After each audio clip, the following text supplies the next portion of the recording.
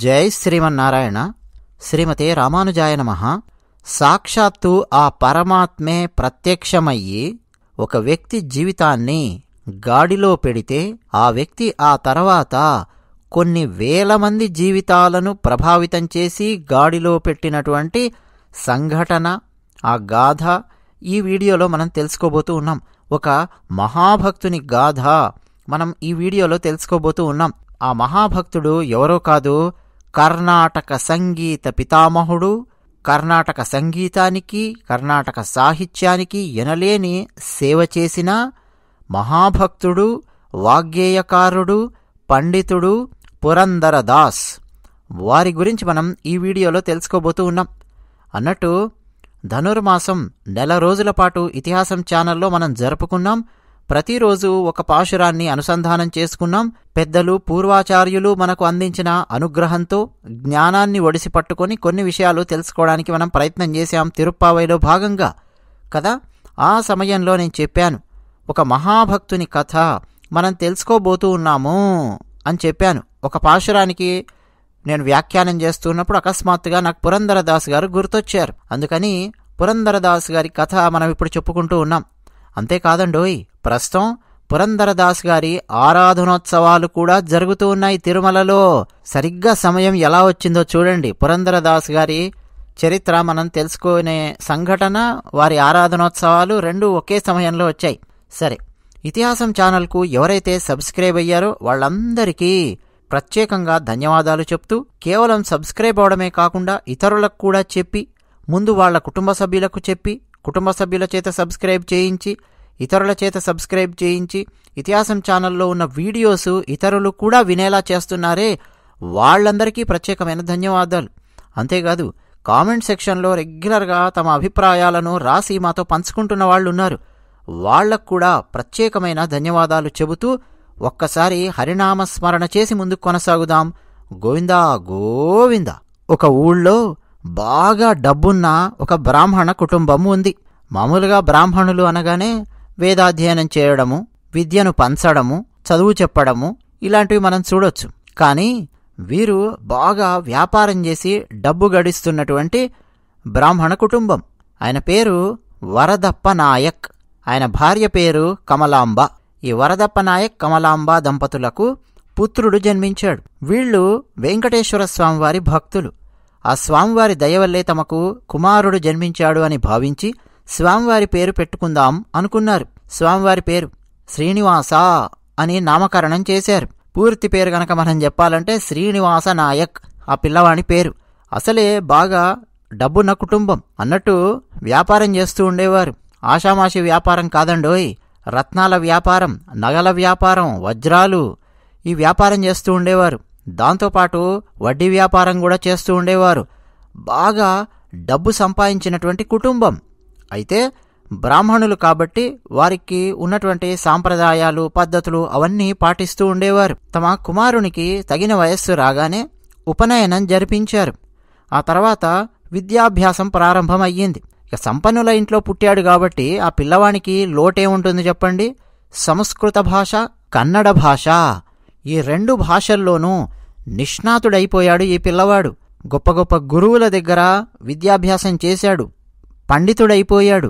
మరోపక్క తమ కుమారునికి పాటలు పాడడం అంటే చాలా ఇష్టము అన్న విషయం తల్లిదండ్రులకు అర్థమయ్యింది. అర్థమయ్యిందే తడవుగా పిల్లవానికి సంగీతంలో శిక్షణ ఇప్పించారు. ఇవన్నీ కాకుండా మళ్ళా తన తండ్రి వజ్రాల వ్యాపారం ఇవన్నీ చేస్తున్నాడు కాబట్టి వ్యాపారానికి సంబంధించిన మెళుకువలు నేర్చుకుంటూ పెరిగాడు. 18 సంవత్సరాల వయస్సు వచ్చేసరికి ఈ విద్యలన్నీ నేర్చుకున్నాడు. అయితే 18 ఏళ్లు రాగానే ఇక పెళ్లి చేయాలి కదా. సాంప్రదాయ కుటుంబంలో జన్మించిన సరస్వతీబాయి అనే అమ్మాయిని తీసుకొచ్చి ఈ శ్రీనివాసునికి వివాహం చేశారు. ఆ వచ్చిన అమ్మాయి దైవభక్తి, భూతదయ ఉన్నటువంటి అమ్మాయి, ధర్మం పట్ల శ్రద్ధ ఉన్నటువంటి అమ్మాయి. సహధర్మచారిణి అనే పదానికి నిలువెత్తు రూపం ఈ అమ్మాయి. అలా పెరిగి వచ్చింది తల్లిదండ్రుల, పెద్దవాళ్ల పెంపకంలో. అలాగే అత్తగారింటికి వచ్చిన తర్వాత కూడా ప్రవర్తించింది. చాలా సంతోషంగా ఉండేవారు ఈ శ్రీనివాస నాయక్, సరస్వతీబాయి. అసలే కొత్తగా పెళ్ళయ్యింది. భార్యకు ఏం కానుక ఇస్తే బావుంటుంది అని ఈ శ్రీనివాస్ ఆలోచించాడు. ఏమిద్దామబ్బా, అసలే మనం వజ్రాల వ్యాపారులము, రత్నాలు, వజ్రాలు, ఎన్నెన్నో నగలు ఇవన్నీ మన దగ్గర చాలా ఉన్నాయి. ఎన్నెన్నో మనం తీసుకొని వస్తూ ఉంటాము రకరకాల ప్రాంతాల నుంచి, వాటిని మరో ప్రాంతంలో అమ్ముతుంటాము, ఇవన్నీ చాలా చేస్తూ ఉంటాము. ఇందులో ఏమిస్తే బాగుంటుంది అని ఆలోచించాడు. ఆలోచించగా అసలు ఎవరి దగ్గర లేనటువంటి ఒక వజ్రం కనిపించింది ఆయన దగ్గర ఉన్నటువంటి వజ్రాలలో. ఇక ఎక్కడ తన తండ్రి చూడలేదు అలాంటి వజ్రాన్ని, తాను మొట్టమొదటిసారి జీవితంలో చూస్తున్నాడు. అలాంటి చిన్న వజ్రం, ఆ వజ్రంతో తన భార్యకు ముక్కెర చేయించాడు.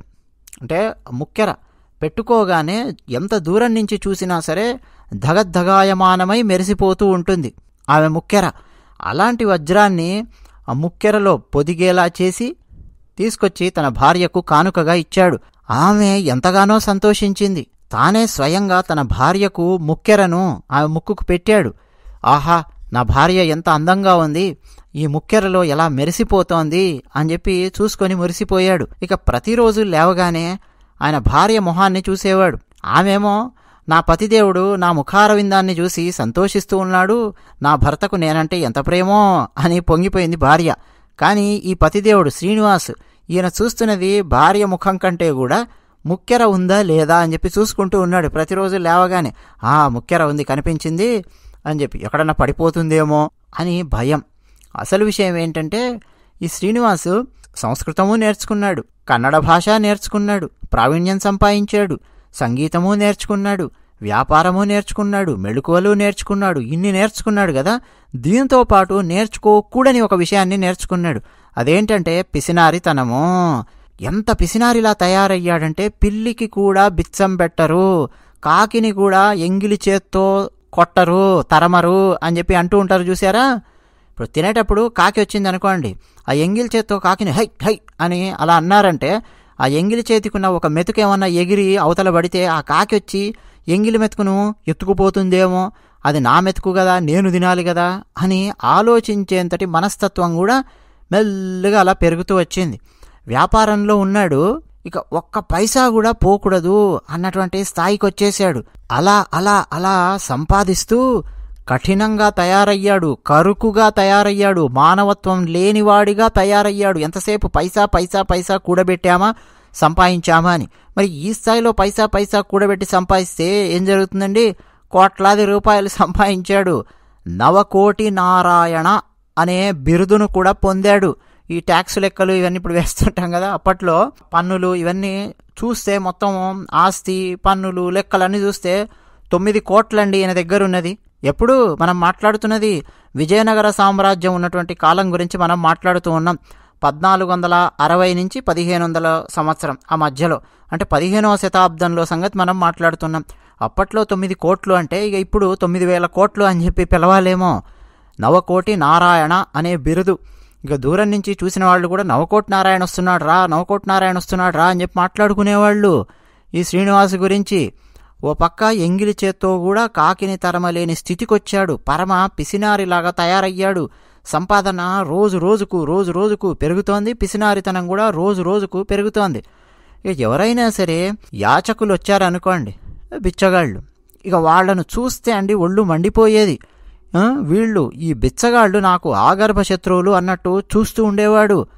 వెళ్ళండి రా వెళ్ళండి అని చెప్పి తిడుతూ ఉండేవాడు. అయ్యా ఒక పైసా ఇవ్వండి అయ్యా, కాస్త అన్నం పెట్టించండి అయ్యా అని ఎవరైనా వచ్చినా సరే, ఏమిట్రా పనిపాట లేదు మీకు, నేను కష్టపడి సంపాదిస్తున్న డబ్బు మీకు నేను దానంగా ఇవ్వాలా, నడవండి అని తిడుతూ ఉండేవాడు. అంటే పొరపాటున కూడా ఒక పైసా కూడా విదిల్చేవాడు కాదు. మరో పక్కన చూస్తే ఇతని భార్యనేమో దైవభక్తి ఉన్న అమ్మాయి అని చెప్పుకున్నాము, ప్రాణుల పట్ల దయ ఉన్నటువంటి అమ్మాయి అని చెప్పి మనం చెప్పుకున్నాం. సాంప్రదాయ కుటుంబంలో జన్మించింది. పిసినారితనం కాదు మనిషికి ఉండాల్సింది, ప్రాణుల పట్ల భూత దయ ఉండాలి అని ఆమె నేర్చుకొనొచ్చింది. భర్తకు ఎదురు చెప్పలేదు. ఆనాటి కాలం బాధపడుతూ ఉండేది. అయ్యో ఏమిటి నా భర్త ఇలా తయారయ్యాడు, మానవత్వం లేనివాడిలాగా తయారయ్యాడు అని మనోవేదన అనుభవిస్తూ ఉండేది. ఇక వజ్రాల వ్యాపారం పేరు మీద హంపీకి వెళ్ళేవాడు, బీజాపూర్ వైపు వచ్చేవాడు, అసలు ఎన్నెన్ని ప్రాంతాలంటే అన్నన్ని ప్రాంతాలు తిరిగేవాడండి ఈయన. ఎక్కడికి వెళ్ళినా సరే తన పైసా ఒక్కడి కూడా పోకూడదు, ఒక్క పైసా కూడా దానం చేయకూడదు, ఎవరికి ఉచితంగా ఇవ్వకూడదు అన్నటువంటి స్థితికి వచ్చేసాడు. ఇక ఇలాంటి సమయంలో శ్రీ వెంకటేశ్వర స్వామివారు ఒక్కసారి చూశారు, మనవాడు ఏమిటో గాడి తప్పాడు, కాస్త గాడిలో పెట్టాలి అని వెంకటేశ్వర స్వామివారు అనుకున్నారు. వెంకటేశ్వర స్వామివారు అంటేనే లీలలు, మరికొన్ని చోట్లనేమో కృష్ణ పరమాత్మ అలా వచ్చాడు అని చెప్పి ఉంటుంది, మరికొన్ని గ్రంథాలలో వెంకటేశ్వర స్వామివారు అని చెప్పి ఉంటుంది. వెంకటేశ్వర స్వామివారైనా శ్రీకృష్ణ పరమాత్మ అయినా ఎవరైనా శ్రీమన్నారాయణుడే కదా. స్వామివారు ఒక వృద్ధుడైన బ్రాహ్మణుని రూపం ధరించారు. పక్కనే ఒక బాలుణ్ణి తీసుకొని ఈ శ్రీనివాస నాయక్ ఉండే దుకాణం వైపుకి వచ్చారు. పెద్ద అంగడి, వజ్రాల వ్యాపారులు ఉండే ప్రాంతము, ఈయనదే చాలా పెద్ద దుకాణం. ఆ దుకాణం ముందుకొచ్చి నిలబడ్డాడు. ఈయన చూశాడు, లెక్కలు అవి ఇవి చూస్తూ అజమాయిషి చేస్తూ అకస్మాత్తుగా అలా వీధి వైపు చూశాడు. తన దుకాణం ఎదురుగా ఎవరో ముసలి బ్రాహ్మణుడు ఒక బాలునితో ఉన్నాడే అని చెప్పి చూసి, ఏమిటయా ఏమిటి అన్నాడు ఈయన. ఆ ముదుసలి బ్రాహ్మణుడు నమస్కారం పెట్టి, అయ్యా మీరు నవకోటి నారాయణ అట కదా, అందరూ మీ గురించి చెప్పుకుంటూ ఉన్నారు, ఏదో కాస్త మీరు సహాయం చేస్తారని చెప్పి నేను ఇక్కడికి వచ్చాను. ఇదిగో ఈ బాలుడున్నాడే, ఈ బాలుడు నా కుమారుడు, ఇతనికి ఉపనయనం చెయ్యాలి, కాస్త ఉపనయనం చేసి గాయత్రి మంత్రోపదేశం చేసి ఆ తర్వాత విద్యాభ్యాసానికి పంపిస్తే ఇక ఆ తర్వాత వాడి గాడిలో వాడు పడతాడు, విద్యాభ్యాసం చేస్తాడు. కానీ ఉపనయనం చెయ్యాలంటే నలుగురిని పిలవాలి, భోజనాలు పెట్టాలి, కార్యక్రమం ఉంటుంది కదా. నా చేతిలో చిల్లి గవ్వ కూడా లేదయ్యా, కాస్త మీరేదన్నా డబ్బు సహాయం చేశారంటే ఈ పేద బ్రాహ్మణుడికి మీ పేరు చెప్పుకొని నా కుమారునికి ఉపనయనం చేసి వాడిని విద్యాభ్యాసానికి పంపిస్తాను అని వచ్చిన బ్రాహ్మణుడు అడిగాడు. ఆ బ్రాహ్మణుడు అంటే ఎవరో కాదు, వెంకటేశ్వర స్వామివారే ఈ బ్రాహ్మణుని రూపంలో వచ్చి అక్కడ నిలబడి అడిగారు. వెంటనే ఈయన శ్రీనివాస నాయక్, ఏయ్ ఏమనుకుంటున్నావు నువ్వు, సంపాదిస్తే తెలుస్తుంది అని ఇక ఉపన్యాసం ఇవ్వడం మొదలుపెట్టాడు. వెంటనే ఈయన బ్రాహ్మణుడు, అయ్యా అదంతా సరే గాని నా పరిస్థితి బాగాలేదు, కాస్త ఏమైనా సహాయం చేయండి అయ్యా, కనికరం చూపించండి అన్నాడు. ఈ బ్రాహ్మణుడు వదిలేలా లేడు అనుకుని, సరే రేపురా చూద్దాం గాని, ఇప్పుడు నేను పనిలో ఉన్నాను అన్నాడు. సరేనయ్యా రేపు వస్తాను అని ఆ బ్రాహ్మణుడు పిల్లవాడిని తీసుకొని వెళ్ళిపోయాడు. రేపు మళ్ళీ వచ్చాడు బ్రాహ్మణుడు. ఈయనేమనుకున్నాడంటే రేపు రా అని చెప్పి చెబితే ఇంక రేపటి దాకా ఏం ఆగాలి, ఈలోపే మధ్యలో మరో అంగడికో వెళ్ళి ఎవరైనా సరే సహాయం చేస్తారా అని చెప్పి అడుగుంటాడు ఆ బ్రాహ్మణుడు. ఇక మళ్ళీ నా దగ్గరికి రాళ్లే అని చెప్పి ఈ శ్రీనివాస నాయక్ అనుకున్నాడు. ఇవన్నీ వ్యాపారంలో ఉండే తెలివితేటలు అనమాట అనుకున్నాడు. కానీ బ్రాహ్మణుడు సరిగ్గా మళ్ళీ వచ్చి ఈయన దుకాణం ముందు నిలబడ్డాడు. వెంటనే ఈ శ్రీనివాస నాయక్ కొళ్ళు మండిపోయింది. కానీ తానే చెప్పాడు కదా రేపు రా అని, అందుకని మళ్ళీ వచ్చి, ఏమయ్యా నేను ఇప్పుడు పని మీద హంపీకి వెళుతూ ఉన్నాను, మళ్ళీ 15 రోజుల వరకు నేను రాను, కాబట్టి 15 రోజుల తర్వాత నువ్వు రా, అప్పుడు చూద్దాం గాని అని చెబుతూనే శ్రీనివాస నాయక్ గబగబా బయటికి వెళ్ళిపోయాడు. ఈ బ్రాహ్మణుడు సరేలే అని అక్కడి నుంచి, అంటే స్వామివారు పిల్లవాడిని తీసుకొని వెళ్ళిపోయారు. ఈ బ్రాహ్మణుడు వెళ్ళాడా లేదో చూసుకొని మళ్ళీ శ్రీనివాస నాయక్ వచ్చి తన దుకాణంలో కూర్చున్నాడు. 15 రోజుల తర్వాత మళ్ళీ బ్రాహ్మణుడు పిల్లవాడిని వెంటబెట్టుకొని వచ్చాడు. ఈ శ్రీనివాస నాయక్ తల పట్టుకున్నాడు. 15 రోజుల తర్వాత రమ్మంటే రావడమేనా? ఈ 15 రోజుల్లో ఇంకెవరు దొరకలేదా ఈ బ్రాహ్మణునికి ఇంత పెద్ద ఊళ్ళో? పోని ఇంకే ఊరు లేదా? ఈ ఊళ్ళో మళ్ళీ నేనే దొరికానా? నన్ను పట్టుకొని పీక్కు తింటున్నాడు ఈ బ్రాహ్మణుడు. ఉపనయనం చేయాలట ఈయన కుమారునికి, పైగా 15 రోజులు గడువు ఇచ్చాను, 15 రోజుల్లో ఒక్కడు వేరేవాడు దొరకలేదా? ఇంకో వ్యాపారం ఎవరు? నన్ను పట్టుకున్నాడు ఈయన అని ఇక మొహం మొటమొటలాడిస్తూనే వచ్చి, ఏమిటయ్యా అన్నాడు శ్రీనివాస నాయక్. వెంటనే బ్రాహ్మణుడు నమస్కారం పెట్టి, అయ్యా మీరే రమ్మన్నారు కదా 15 రోజుల తర్వాత, అందుకే వచ్చానయ్యా అన్నాడు. సరేనయ్యా నీకేదో ఒకటి ఇస్తానన్నాను కదా, సరే తీసుకో అని తన గల్లా పెట్టే అవన్నీ వెతికాడు. వెతికితే ఏమున్నాయండి, అన్నీ బంగారంతో చేసినవి, వెండితో చేసినవి, రాగితో చేసినవి, రకరకాల నాణెములు ఇవన్నీ కూడా ఉన్నాయి, మెరుస్తూ ఉన్నాయి. ఇవన్నీ ఏమి ఇవ్వాలి ఆయనకు అని చెప్పి అటు ఇటు వెతికాడు. తన దుకాణంలో ఓ మూలన చెల్లని 2 పైసలు కనిపించాయి. పైసలు అనడం కంటే నాణెములు అందం. చెల్లని 2 నాణెములు గీతలు పడి ఉన్నాయి. ఆ మూలకు అక్కడ ఏదో పడేసి ఉన్నాయి. అవి తీసుకొని వచ్చి తీసుకో, ఇస్తానని చెప్పాను కదా, ఇస్తున్నాను తీసుకో అని చేతుల్లో పెట్టి వెంటనే తన దుకాణం లోపలికి వెళ్ళిపోయాడు. ఇప్పుడు ఆ బ్రాహ్మణుడు ఈ పైసలను చూసుకున్నాడు. సరే సరే నువ్వు ఈ పరిస్థితికి వచ్చావా అని బ్రాహ్మణుడు ఈ శ్రీనివాస నాయక్ ఇంటికి వెళ్ళాడు. ఆ ఇంటి ముందు నిలబడి అమ్మా అమ్మా అని చెప్పి పిలవడం మొదలుపెట్టాడు. ఇంట్లో శ్రీనివాస నాయక్ భార్య సరస్వతీబాయి ఆమె ఉన్నది. ఆమె బయటికి వచ్చి చూసింది. ఎవరో బ్రాహ్మణుడు, చూస్తుంటే పేదవాడిలాగున్నాడు, పక్కన పిల్లవాడు. ముందు ఈమె ఆ బ్రాహ్మణునికి నమస్కరించింది. ఇంతకుముందేమో ఈ బ్రాహ్మణుడు శ్రీనివాస నాయక్కు నమస్కరించి నిలబడేవాడు. శ్రీనివాస నాయక్ ఏమిటి అన్నట్టు అహంభావంతో ఉండేవాడు. ఇప్పుడు సరస్వతీబాయి ఈయనకు నమస్కరిస్తోంది. అక్కడే అర్థమవుతోందండి ఈమెలో ధార్మికత ఏ స్థాయిలో ఉన్నది అన్నది. చెప్పండి అయ్యా ఏమిటి అన్నది ఈమె. ఏం లేదమ్మా, ఇదిగో నా పిల్లవానికి ఉపనయనం చేయాలి అని చెప్పి అనుకుంటూ ఉన్నాను. నీ భర్త ఏమైనా సాయం చేస్తాడేమో అని చెప్పి ఆయన దుకాణం చుట్టూ తిరుగుతూ ఉన్నాను తల్లి ఇన్ని రోజుల నుంచి. ఇదిగో చూసావా, చెల్లని పైసలు నా చేతుల్లో పెట్టాడు, నువ్వన్నా నాకేమన్నా సహాయం చేయమ్మా అని చెప్పి అడగడం మొదలుపెట్టాడు. ఈమెకు బాధ కలిగింది తన భర్త చేసిన పనికి. సహాయం చెయ్యాలనే ఉన్నది, కానీ ఏం సహాయం చేస్తుంది ఈమె? భర్తకు చెప్పకుండా సహాయం చేసే పరిస్థితి లేదు ఆనాటి కాలంలో. ఏం చేస్తుంది? అలా చూస్తోంది ఈమె, బాధపడుతోంది. వెంటనే ఈయన అన్నాడు, అమ్మా నా పిల్లవానికి ఉపనయనం చెయ్యాలి, ఇక మీలాంటి వాళ్ళు కూడా పూనుకోకపోతే ఇక ఏం జరుగుతుందమ్మా? పేద బ్రాహ్మణుణ్ణి ఏం చేయగలుగుతాను చెప్పు? నీ దగ్గర ఏదుంటే అది ఇవ్వు తల్లి, ఏ చిన్న వస్తువు ఉన్నా సరే నాకు కాస్త ఉపయోగపడేది ఇవ్వు అని చెప్పి అడిగాడు. ఆమె నా దగ్గర ఏమున్నదయ్యా, నా భర్తను అడగంది నేనేమి ఇవ్వనే, నా దగ్గర ఏమున్నది నాదంటూ అని చెప్పి ఆమె ఆలోచిస్తోంది. అమ్మా నీ ముక్కెర ఉంది చూసావా, ఆ ముక్కెర గనక నాకు దానం చేసావంటే దాన్ని అమ్ముకొని కొంత సొమ్ము చేసుకొని ఆ సొమ్ముతో నా కుమారునికి ఉపనయనం జరిపిస్తాను తల్లి అని ఈ బ్రాహ్మణుడు అడిగాడు. ఇక వెంటనే ఈమె కాస్త అటు ఇటు ఆలోచించి, అయ్యో లేక ఒక బ్రాహ్మణుడు నా ఇంటి ముందుకు వచ్చాడు, ఒక సహాయాన్ని అర్థిస్తున్నాడు, పైగా మా ఆయన చుట్టూ ఇన్నిసార్లు తిరిగాడు, ఇంత బాధలో ఉన్నాడే అని వెంటనే తన ముక్కుకున్న ముక్కెరను తీసి ఆ బ్రాహ్మణుడి దోసిట్లో వేసింది. అయా తీసుకోండి, తీసుకెళ్ళి నీ కుమారునికి ఉపనయనం జరిపించండి అని చెప్పి నమస్కరించి లోపలికి వెళ్ళిపోయింది. ఇక ఇప్పుడు ఈ బ్రాహ్మణుడు ఆ ముక్కు పుడక తీసుకొని అమ్మాలి కదండి. ఆ ముక్కెర ఎక్కడ అమ్మాలి? ఆ ఊళ్ళో ఉన్న దుకాణాలుంటాయి కదా, సరిగ్గా మళ్ళీ శ్రీనివాస నాయక్ దుకాణానికే వెళ్ళాడు బ్రాహ్మణుడు. ఎన్నో దుకాణాలు ఉన్నాయి కదా, వేరే దగ్గరికి వెళ్ళొచ్చు కదా, వెళ్ళలా శ్రీనివాస నాయక్ దుకాణానికే వచ్చాడు. ఇప్పుడు ఆ శ్రీనివాస నాయక్ దూరం నుంచే చూస్తూ, ఏమిటయా ఏమిటి ఇచ్చాను కదా 2 పైసలు అన్నాడు. లేదండి, నేను మీ దగ్గర దానం పుచ్చుకోవడానికి రాలేదు, నా దగ్గర ఒక వస్తువు ఉంది, ఆ వస్తువును మీకు అమ్మడం కోసము అని చెప్పి నేను తీసుకొని వచ్చానండి, ఆ వస్తువు మీరు తీసుకొని నాకు డబ్బు ఇవ్వండి ఆ వస్తువుకు తగినట్టుగా అన్నాడు బ్రాహ్మణుడు. వస్తువా? ఏం వస్తువు? నేను తూచగలిగే వస్తువు నీ దగ్గర ఏముంది? నేనేమి ఇనప సామాన్లు ఇత్తడి రేకులు అమ్ముకునేవాడినే కానే, రత్నాలు వజ్రాలు నగలు ఇవన్నీ అమ్ముకునే వ్యాపారిని నేను. నా దగ్గర అమ్మడానికి నువ్వు తీసుకొచ్చావంటే ఏం వస్తువు తీసుకొచ్చావా నువ్వు అని శ్రీనివాస్ అడిగాడు.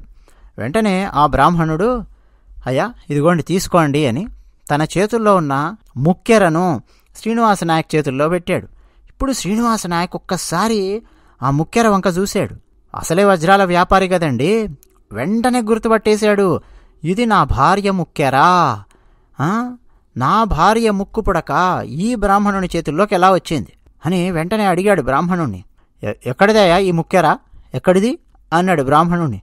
వెంటనే బ్రాహ్మణుడు, మాదేనాయా ఈ ముక్కెరా, మా పూర్వీకులది, మాదే అన్నాడు బ్రాహ్మణుడు. ఏమిటి మీదా?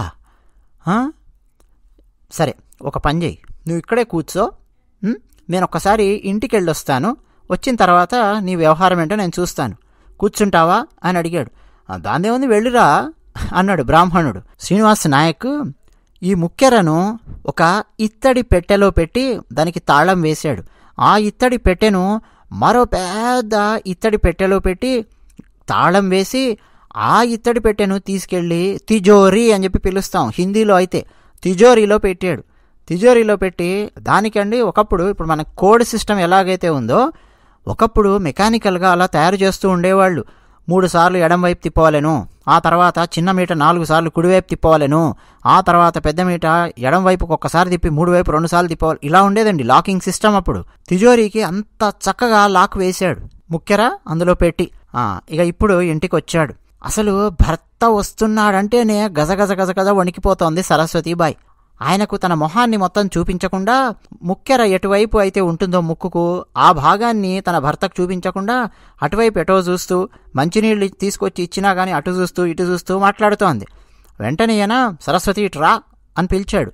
దగ్గరకు వచ్చి నిలబడి అటు చూస్తోంది. ఇటు చూడు, నా వైపు చూడు అని గర్జించాడు శ్రీనివాస్. ఇంకేం చేస్తుంది, ఈయన వైపు చూసింది, భర్త వైపు. ఏది నీ ముక్కెరా చెప్పు, నేను ఊహించాను, నీ ముక్కుకు ముక్కెర ఉండదని చెప్పి నేను ఊహించాను, నేను ఊహించిందే అయ్యింది, తే ముక్కెర ఎక్కడుందో అన్నాడు శ్రీనివాస్. వెంటనే భార్య ఏం చెప్పాలో అర్థం కాక, బ్రాహ్మణుడు వచ్చాడండి, ఆయనకి ఇచ్చానండి అంటే ఏం కొంప మునుగుతుందో ఏం జరుగుతుందో తెలియదు అని, ఎక్కడో పడిపోయిందండి, కనిపించట్లేదండి, ఇంట్లోనే ఎక్కడో ఉంటుందండి, నేనే తీసి ఎక్కడో పెట్టుంటానండి, స్నానం చేసేటప్పుడు లేకపోతే దుస్తులు మార్చుకునేటప్పుడు ఎక్కడో పెట్టుంటానండి, అదే దొరకడం లేదండి అంది.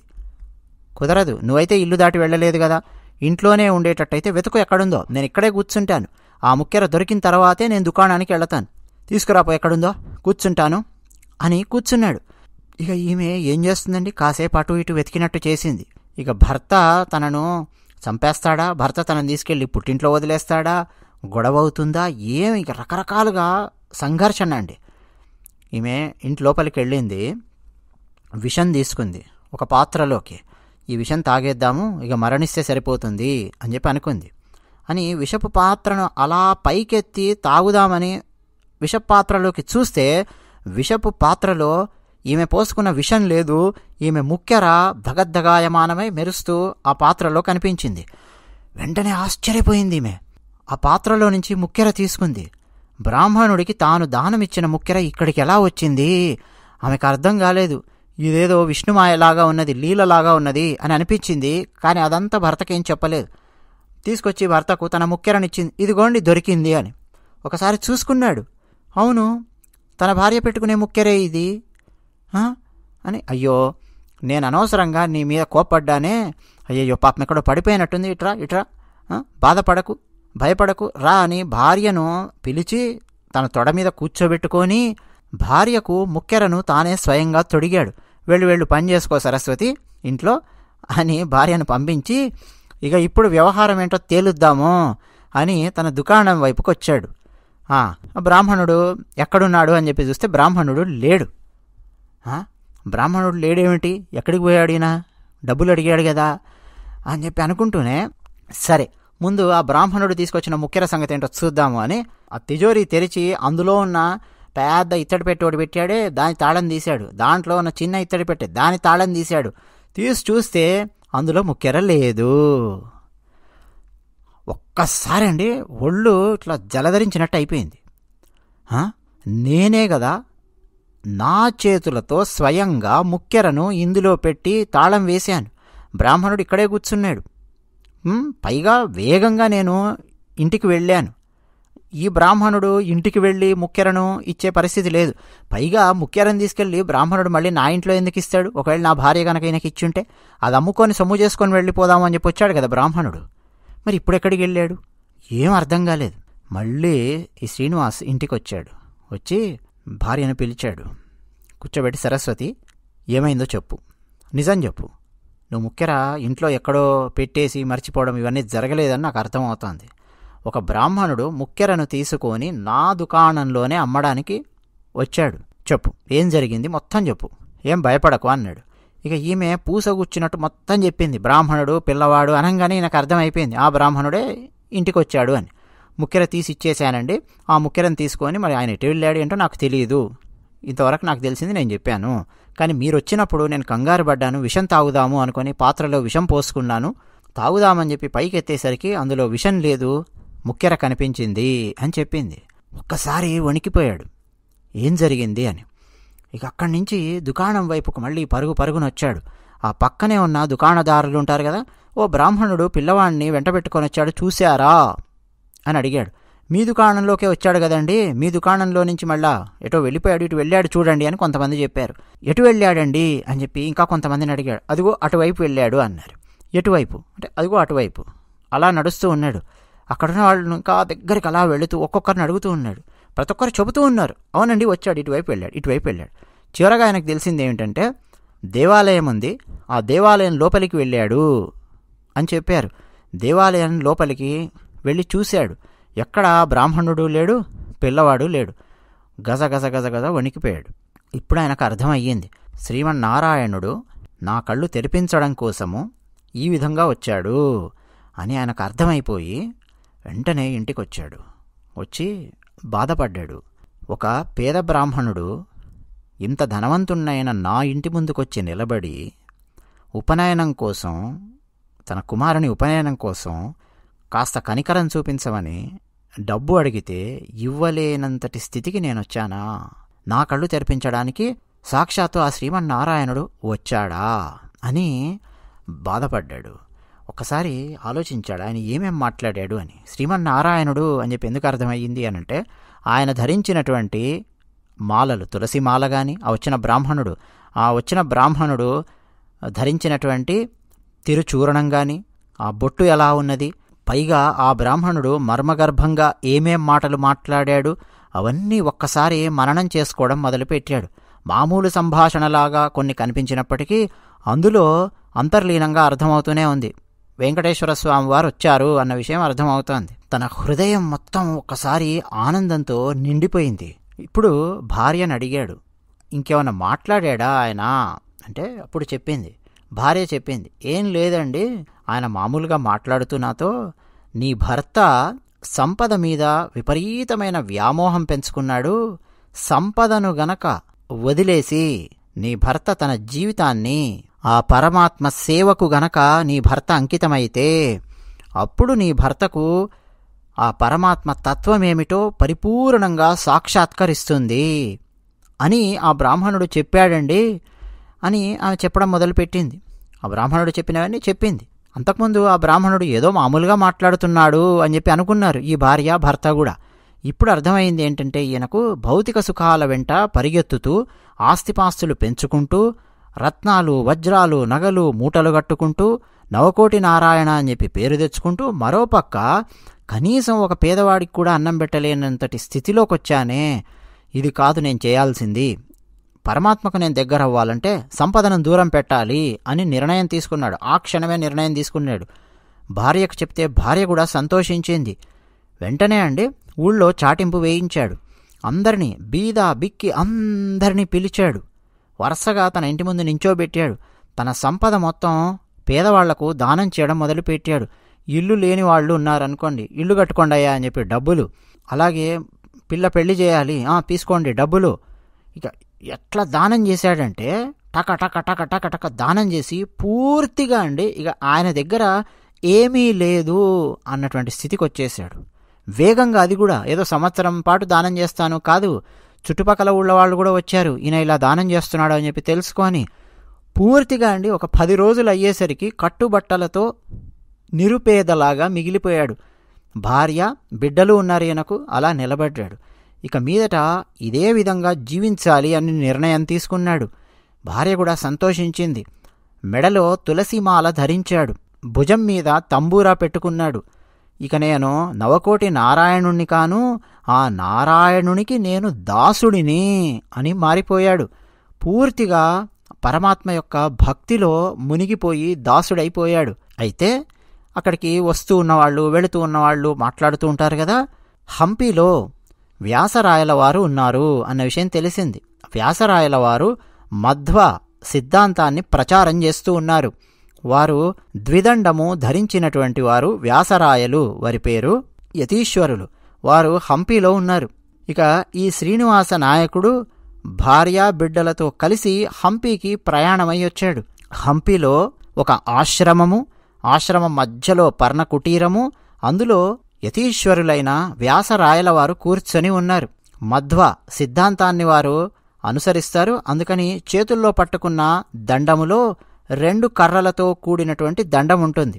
ద్విదండము ధరించి ఉంటారు. ఇప్పుడు మనం చినజీర స్వామి వారిని చూసామనుకోండి, విశిష్టాద్వైత సిద్ధాంతము, త్రిదండము ధరించి ఉంటారు. 3 కర్రలను కలిపి కట్టినటువంటి దండం ఉంటుంది వారి చేతుల్లో, అలాగే పవిత్రం. అదే ఆదిశంకరాచార్యుల వారి సాంప్రదాయాన్ని అనుసరించి వెళుతూ ఉన్నవారు ఉంటారు. ఉదాహరణకు శృంగేరి శారదాపీఠం మీరు గమనించారనుకోండి, వారి చేతుల్లో ఒకే కర్రతో ఉన్నటువంటి దండం ఉంటుంది. అద్వైతము, అద్వైత సిద్ధాంతాన్ని సూచిస్తుంది ఆ దండం. ఇప్పుడు వ్యాసరాయల వారి చేతుల్లో 2 కర్రలతో కలిపి కట్టి ఉన్నటువంటి దండం ఉన్నది, ద్వైతమును సూచిస్తుంది. వ్యాసరాయల వారు పూజలో ఉన్నారు. పూజ పూర్తయిన తర్వాత అందరూ భక్తులందరూ అక్కడికి వచ్చి, శిష్యులు గుంపులు గుంపులుగా అక్కడ కూర్చొని ఉంటే, ఆ గుంపు లోపల నుంచి ఈయన కేకేసి పిలిచారు, శ్రీనివాస నాయక రానాయన, వచ్చి ముందుగా ఈ ప్రసాదం తీసుకో అని పిలిచారు. ఇప్పుడు ఈ శ్రీనివాస నాయక్ ఆశ్చర్యపోయాడు.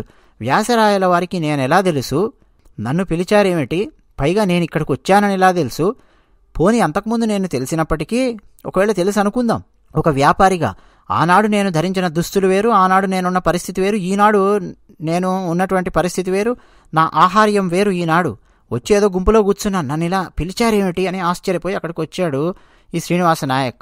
వచ్చి వెంటనే వ్యాసరాయల వారి పాదాలకు సాష్టాంగ దండ ప్రణామాలు సమర్పించాడు. లేనాయన శ్రీనివాస నాయక, నువ్వు వస్తావు అని చెప్పి నాకు తెలుసు, నువ్వు వచ్చినందుకు నాకు చాలా చాలా సంతోషంగా ఉంది. ఈనాటి నుంచి నా ముఖ్య శిష్యులలో నువ్వు అత్యంత కీలకమైన వాడివి అవుతావు. ఈనాటి నుంచి పురందర విఠలా అనే పదాలు చేర్చి కీర్తనలను ఇక రచించు, ప్రజలలో భక్తిని ప్రచారం చెయ్యి నాయనా అని వ్యాసరాయల వారు చెప్పారు. పురందరదాసుకు దీక్షను అనుగ్రహించి మధ్వ సిద్ధాంతాన్ని ఆయనకు ఉపదేశించి, హరిదాసు తన జీవితంలో ఏ విధంగా జీవించాలి, ఎలాంటి క్రమశిక్షణ పాటించాలి, ఎలాంటి పద్ధతులు పాటించాలి, అవన్నీ వ్యాసరాయల వారు వివరించారు. వ్యాసరాయల వారి చేత అలా దీక్ష తీసుకున్న నాటి నుంచి వారి పేరు కాస్త శ్రీనివాస నాయక్ అనేది పోయి పురందరదాస్ అయ్యింది. పురందరదాస అని పిలవడం మొదలుపెట్టారు. మనకు ఆయన పేరు ముందుగా శ్రీనివాస నాయక్ ఇదేమి మనకు తెలియదు కదా, పురందరదాసు అని మాత్రమే మనందరికీ కూడా తెలుసు.